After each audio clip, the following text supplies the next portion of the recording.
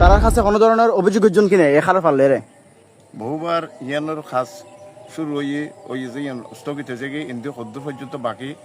আর হালদা নদীর বেড়িবাদ বাঁধবার সময়ের মধ্যে ইয়ান ওই ওই একখান মাদ্রাসা আছে মাদ্রাসা পর্যন্ত ইয়ে আর এই জায়গা নয় কি কারণে হইতে পারি ইয়ান 2024 সালের ভয়াবহ বন্যার মধ্যে এই বিশাল ধরনের মধ্যে ভাঙা হয়ে গেল গই আর নিজের অর্থায়ন এলাকার ব্যাগগুলোর সহযোগিতায় ব্যাগগুনে ব্রিক পিলতুন কিছু ইট ভাঙা ইট দিল ইন্টেন্দির হনমতে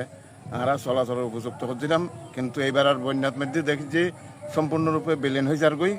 আর অল্প কিছু বাকি আছে আমি যেহেতু আর পিছতে এই ভাঙা ইয়ান বনয় পানি তো এখন ঠান্ডা সময় মধ্যে ভাঙে যে বেশি এই ঘন্টা 2 ঘন্টার ভিতরে আরও কিছু ভাঙিয়ে ভরে যাবে গই কাঁড়ার বহুত বড় সমস্যা হয়েছে ইয়ান অন্য অনেকে রাস্তাঘাট নাই ইয়ান যদি ভরে যায় মোটমাট আর বারেতুন অনেককে জন যাইতো এবং বন্যার সময় তারা পানি বন্দি একেবারে যদি আরো সমস্যা হল যে ইন্দি তিন্নান ইউনিয়নের মানুষ হিসাবে চলাচল করতো যদিও বা নৌকায় পার হইতো ইন্দি হারুয়ালছড়ি সোয়াবিলের 12 মাসি অংশ আর ইন্দি হইলাম যারা সুন্দরপুর ওই ফাঁসর একমাত্র ইয়ান আর যোগাযোগের মাধ্যম যে একখান নৌকায় বাড়ানো যাইতো না ভবিষ্যতে ইন্ডিয়া আসা বন্ধ হয়ে যাবে এই পর্যন্ত আর কি তাছাড়া আঙ্কেল যদি কোনো কারণবশত কুদায় নগর যদি খালার ফাড়িয়ে ভাঙে যায় আসলে কি শুধু এই হারলচরি এলাকার মধ্যে ক্ষতিগ্রস্ত হবে নাকি অন্যান্য এলাকার মধ্যে সোয়াবিল ইউনিয়নের এই 12 মাসি অংশ টিলাপাড়া মাইসপাড়া ইউনিয়ন লইয়ের সম্পূর্ণ ফার্টিলাইজার 6 নম্বর ওয়ার্ড ইন চলাচল অনুপযোগী যাবে। ধন্যবাদ আঙ্কেল। আঙ্কেল সুন্দর মতামত দিই। প্রিয় দর্শক ওনারা দেখতে লাগুন আসলে হালদা নদীর পানির এখন খুব ভয়াবহ রূপ লই তো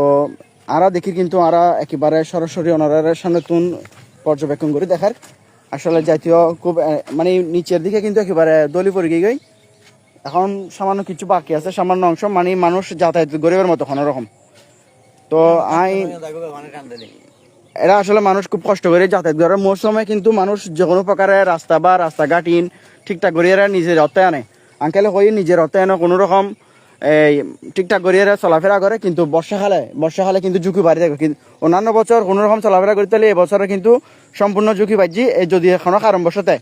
কোনো কারণবশতে পানির চাপে যদি ইয়াম ভাঙি যায় গো তাহলে শুধু হারওয়ালছড়ি নয়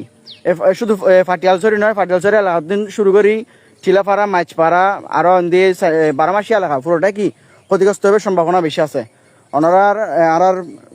উন্নয়ন বোর্ড পানি উন্নয়ন বোর্ডের কাছে অনুরোধ ওনারা চাইবেন চাইরে যেভাবে এই রাস্তাকে ঠিকঠাক করবেন চেষ্টা করবেন। ঠিক আছে, আল্লাহ হাফেজ। প্রিয় দর্শক ভিডিও বেশি বেশি করে শেয়ার করে দেবেন যাতে ব্যাগগুলো নজর থাকে।